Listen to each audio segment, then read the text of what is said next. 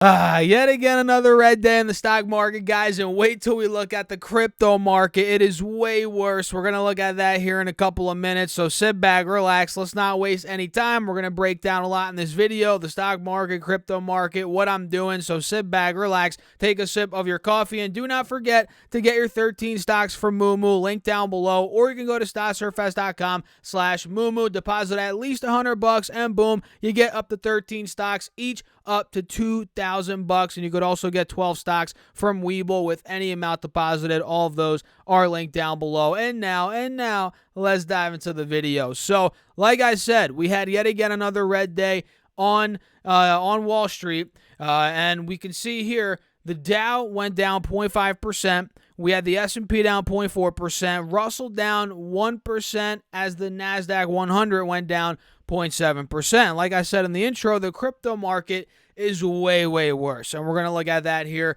in a couple of minutes. So what we're noticing on SPY is right off the bat this morning, we ended up hitting a new low. We took the lows out from last week, and those were about $390, $390.50, I think, roughly right around there. And I mentioned that in my morning video that you guys, maybe you didn't see it, but if you did see it this morning here on YouTube, we talked about that. And it looks like we ended up hitting it. We hit that fresh low. We hit again $388, and we literally sold off. Look at this V-shaped recovery. We sold off in the morning. For the first 45 minutes, straight up, we were selling off in a straight line. And then all of a sudden, V-shaped recovery came in. Then we ended up seeing SPY go from 388 to about 393. It ran up 1.4%. And then we ended up running down, selling off for the rest of the day. But overall, I'd consider, even though we had that V-shaped recovery, I'd consider today by far being a win, by far for the Bears, obviously.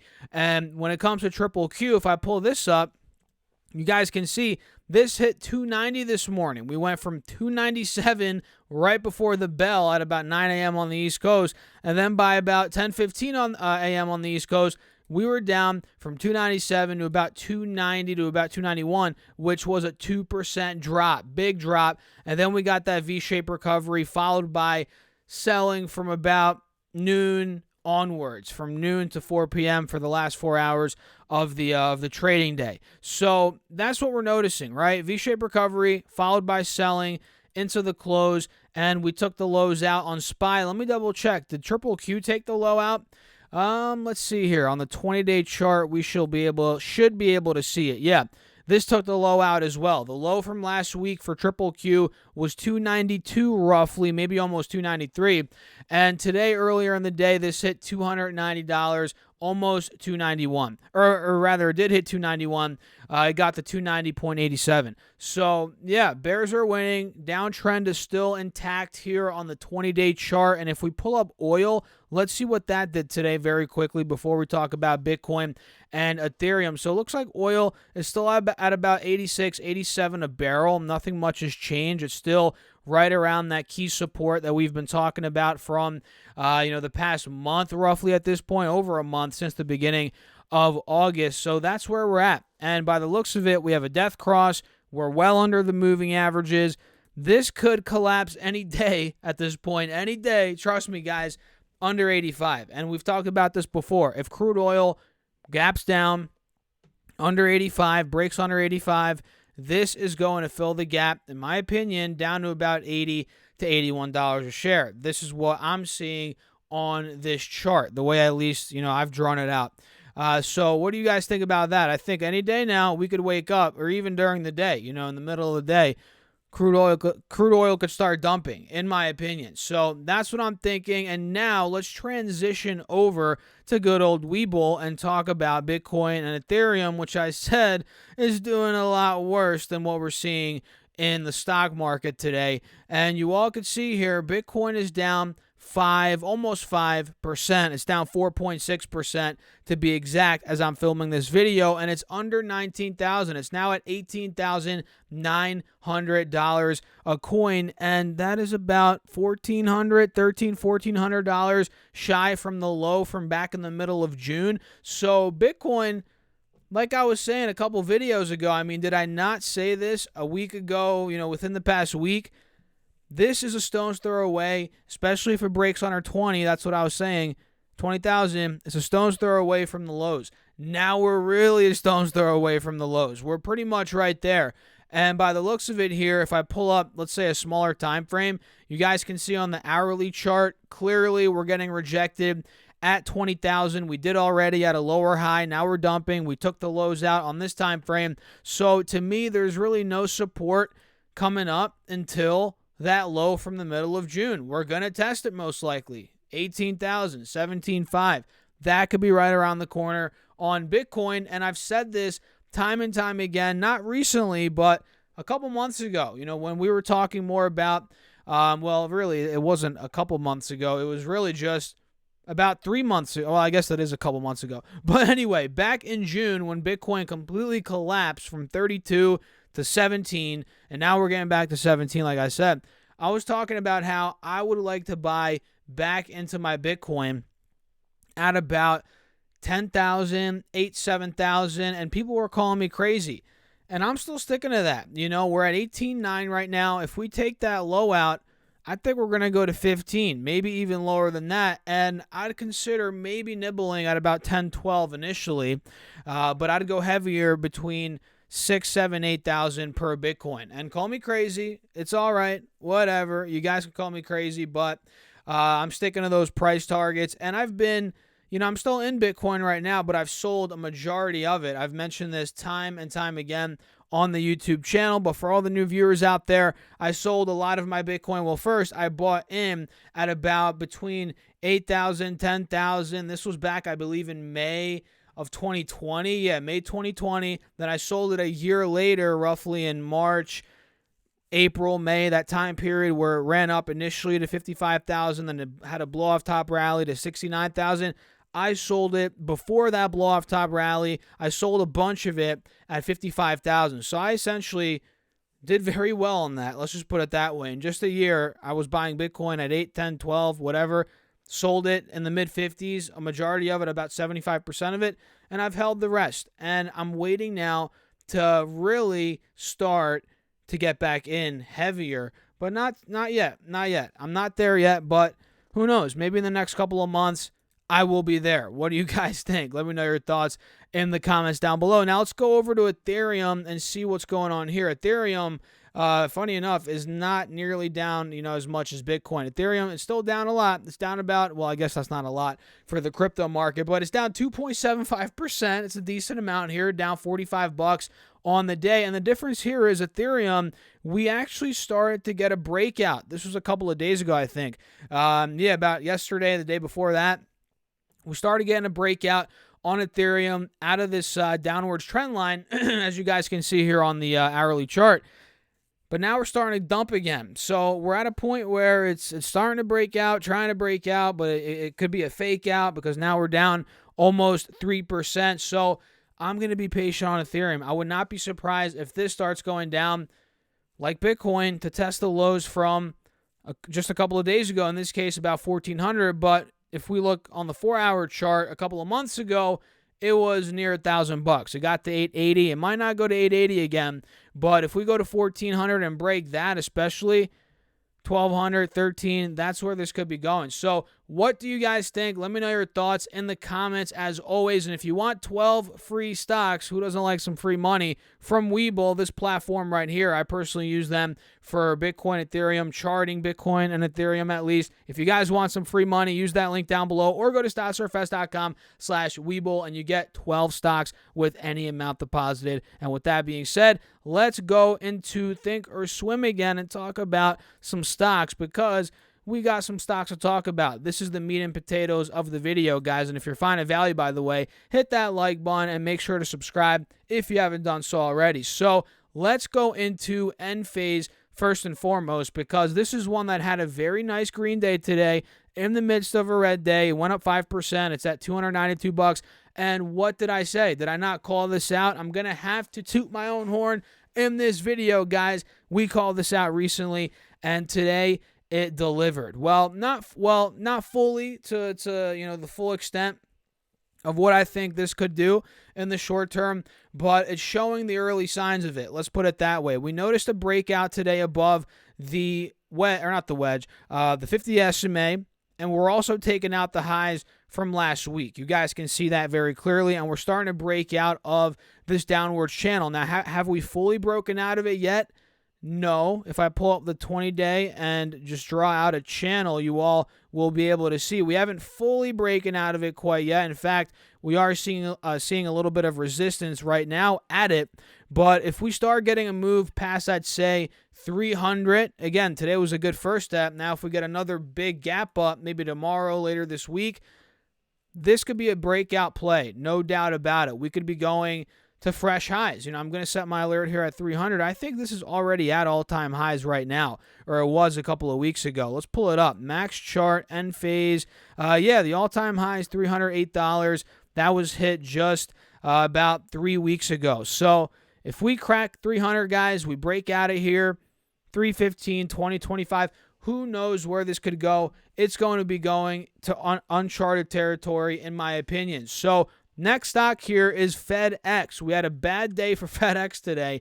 It went down 2%, and this is mostly due, most likely, to an analyst's opinion or price target, or let's just say him cutting the price target from Citigroup. Citigroup, overall, I guess right now, according to Christian Weatherby, the analyst, they're not that bullish on FedEx. They downgraded the stock from a hold, to a hold rather, from a buy, and Christian Weatherby, that's an interesting name there, Christian Weatherby. His price target goes, he cut it from 270 to 225, and he closed out, or rather FedEx closed out at $208.72 recently. So big price cut there from 270 to 225. That is very notable. And first and foremost, guys, before we even dive deeper into this, you got to take analysts with a grain of salt. Me with a grain of salt. YouTubers with a grain of salt. Financial advisors with a grain of salt. Really anybody out there, you got to take them with a grain of salt and do your own research. And if you're looking at just this analyst's opinion to base your buys and your sells, or what your game plan is going to be, that's not a good idea. But it is fun to look at these analysts and see kind of what they have to say, because at the end of the day, they do this for a living. Whether or not they're trying to manipulate this, that, the third, whether or not, I don't know. But, they're trying to do this, or they are doing this for a living. So I like looking at them, their opinions, and taking them sometimes, right, with a grain of salt, depending on who I'm listening to. I don't know. But right now, growth in railroad volumes has slowed, and freight volumes have started to shrink in some segments of the trucking market. The total freight market has been declining for the past 4 months, according to Citi data. And our call, and I think this is from Citigroup, quote, our call is focused on the potential for macro headwinds to challenge earnings growth this year, as the company's self-help initiatives are more focused on fiscal year 2024 and beyond, wrote Weatherby in his research report. He sees truck freight traffic weakening through the end of the year. And he also said, which is kind of interesting here, and this will segue into the next stock, we're also opening a pair trade to overweight UPS versus underweight FedEx, as we're more confident in UPS's ability to lower costs and execute in a challenging macro environment. So essentially, they are underweight FedEx. They're bearish FedEx in the short term, I guess, and they're looking more at UPS as the favorable play in the short term. And I guess the stock has been feeling it, not only because of this, but in general. FedEx has been struggling. We've known that for months at this point. And this is actually a stock that I owned, I think earlier in the year I opened a position. Honestly, I forget when it was. It was a while ago. But then I ended up selling it for roughly a 10% profit. And now I think it's under where I bought it. And this is one that I might even consider buying again if it gets under 200, which we're pretty much at 204. It's going to get under 200 most likely. But if it starts getting under, let's say, 190 into the 170s, 80s, I'm going to have to seriously consider FedEx. So this is down 15% from the past couple of weeks, and from all-time highs. Let's see this, guys. Let me get a drink of coffee. Wow, look at that. From all-time highs, FedEx is down 37%. So I think it could get worse for sure, just looking at the chart, and never mind the fundamentals. So Yeah, watch out for FedEx, guys, and let's go over here to UPS and see what they're doing. Technically, UPS looks way better, way, way better. We are noticing, okay, fine, we are noticing a head and shoulders here. That is definitely right here. You all see that left shoulder. We got the head right here, and we got the right shoulder. We see that, and if we do end up dumping under, I'd say, what level is that? Roughly at about $190. If this falls under 190 towards 180s, low 180s, high 170s, whatever it may be, that's where the right shoulder is going to complete. That would obviously be, a favorable move for the bears, right? So for that reason, I'm going to set an alert, might as well, at $190, mark is at or below, but I do believe we are getting some buyers at the 180 SMA. We are holding a higher low. If we do start breaking up above, I'd say 198, especially $200 a share, the neckline is going to break. The 50 SMA is going to break here to the upside. That would be a move that favors the bulls rather. So I'm going to put an alert. Mark is at or above $200 a share. So one's at 190, the other is at 200. So no doubt, FedEx chart looks like crap compared to UPS. And, it's the market knows this already. The market's pricing this in. That is why in the past, just look at this. The past couple of weeks, FedEx is down since the middle of July, end of June. It's down 20%. Since the end of June, UPS, let's see this. Since the end of June, you want to hear something crazy, guys? UPS is up. It is up 12%. So we're talking FedEx 2.5 months ago. It's down 20% roughly from that point. UPS is up 12% from 2 months ago. So clearly the market already knows this. It's not something like, oh, now we have the inside scoop on this and we could, fool the market or anything like that. And we're not going to get into, efficient market theory or anything like that in this video. But the market, in my opinion, knows this right now. Very obvious. So what do you guys think? Let me know your thoughts in the comments down below. Now let's talk about GameStop because they're reporting earnings tomorrow. And this thing fell 8%. Talk about, just getting beaten to death, guys. This stock is down from $50 a share back just in the middle of August, not even a month ago, and now it's down to 25. So it's essentially down half, 48%, 47% to be exact.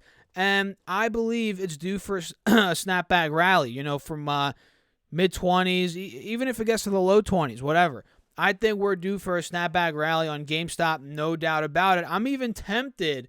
And this is kind of like the old trader Stas coming in who used to gamble on earnings all the time. I'm tempted to just pick up like 100 shares or something, or pick up maybe some options, call options to gamble a little bit on it. But I'm not going to do it, guys. I'm not going to do it. I'm going to wait till after the earnings. I think they're pre-market, actually. No, they're not. They're after the bell tomorrow. So that's actually even better. We'll see what happens during the day, leading up to earnings. Maybe we catch a play on it. But overall, I do believe in the short term, I would not be surprised if we do see GameStop back in the 30s, low mid 30s. I would not be surprised on a snapback. Now, am I saying that's going to happen for sure? Of course not. Nobody knows what the heck is going to happen, but it's just way too overbought or oversold rather. With earnings coming up tomorrow, we just have to watch it overall here in the short term. Now, another stock that's getting bludgeoned to death, guys, is Alibaba. Today, Alibaba went down 4%. In the past, just roughly 2 weeks, is down 20%. So it's in a bear market in the past 2 weeks, and it's been in a bear market if we're looking at the price from a couple of months ago, in the beginning, from the beginning of 2022. This thing is down 37%, well in a bear market, and we are now testing yet again this wedge, the bottom of the wedge here on the 4-hour time frame, which I mentioned in a previous video, and I'll say it again right now on this video. I'm going to be buying more Alibaba if this wedge breaks. And I think I bought more a couple of weeks ago. Last time it was in the low 90s. Now it's in the high 80s. So if we start getting down to 85, low 80s, especially near that low from the middle of March being about 72, if Alibaba gets down to 70s, in the 70s, guys, I'm going to be buying more shares. I don't care if you guys think I'm crazy. All you got to realize is I believe this company will do well long term. Sure, there's a ton of risk with China, the CCP, the ADRs, the shares being off in the Cayman Islands or whatever the heck is going on with this VIE structure, right? Which we've made videos on in the past. We're not going to get into that in this video. I get all the risks. I'm willing to take those risks, and I believe, if I'm right, buying shares in the 70s on a company that could go back to $300, $400 a share in the next couple of years, in my opinion, I think it's going to pay off. We shall see. Full disclosure, I'm not a financial advisor. I could be wrong, but that's what I'm planning on doing, and I've been saying this for a long time. This is not the first time that I'm saying this. I've said this on plenty of videos over the past couple of months. So let's run into or talk about the next stock, but first, make sure to get your 13 stocks from Moomoo if you haven't done so already. Free money, guys, link down below. Just deposit at least $100, and all those stocks could be valued up to $2,000. So the next stock here is NVIDIA, ticker symbol NVDA. NVIDIA is getting awfully close to taking out those lows. Today, NVIDIA went down 1.3%, and the lows from last week were $132.70. Now we're at $134.55, and I'm getting super dang close, guys. I'm feeling kind of, I don't want to say FOMO-y because it's not like NVIDIA is exploding. It's running up, so I'm scared to miss the run-up or anything like that. But I'm getting antsy because this is a company that I want to own, and my price target is between 100 to 120. But the last time, let's just say the last time, and I've mentioned this before, last time it got down towards these levels, it snapped back so aggressively. I think it was back, it was right here. Back in the beginning of July, it hit $142. I was rubbing my hands together. I was like, this is it, guys. I'm going to buy NVIDIA. It's coming down to 120. And then it ripped all the way to 200. And obviously now it's back to 130. But I'm thinking, is it going to go to like 125 now and then snap back to 180? That might be a trading opportunity, honestly. But as a long term, it's getting there. It's getting there. But I'm just not completely there yet, and I forgot my laundry's running. You guys probably cannot hear it, but I have laundry right here, and my Kobe Bryant bobblehead right here, which, fun fact, I got this thing back in 2002. It's been 20 years since I've gotten this Kobe Bryant bobblehead that you guys see right here behind me, so just know that, fun fact. And it was from a flea market, funny enough, from a flea market in New York, on Long Island. I used to live in New York, but obviously now I live in New Jersey, like I've said before. But yeah, fun fact, now you're going to see Kobe Bryant's head going like, you're going to see it. Wait for it.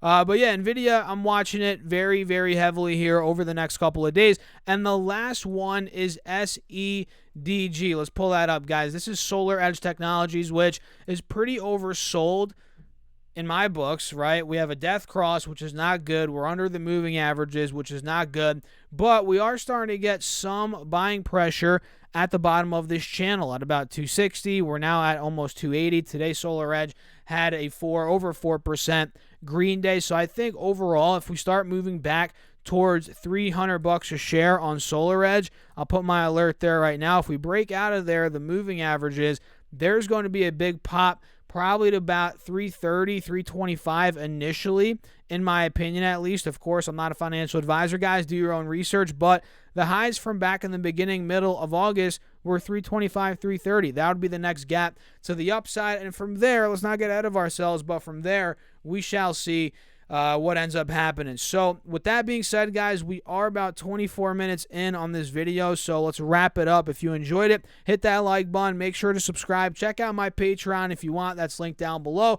And do not forget to get your 13 free stocks from Moomoo and your 12 free stocks from Webull, linked down below. And feel free to subscribe to my second channel, which I started, and I'm not going to be making videos every day on that channel. That's a little bit excessive, but it's going to be about 1 or 2, 3 videos a week. If you guys want more general finance, personal finance content, a bit more broad, it is linked down below. It's called Stas Talks Money. I'll see you guys there. Thanks for watching as always. Cheers. I'll catch you in the next video. Peace out.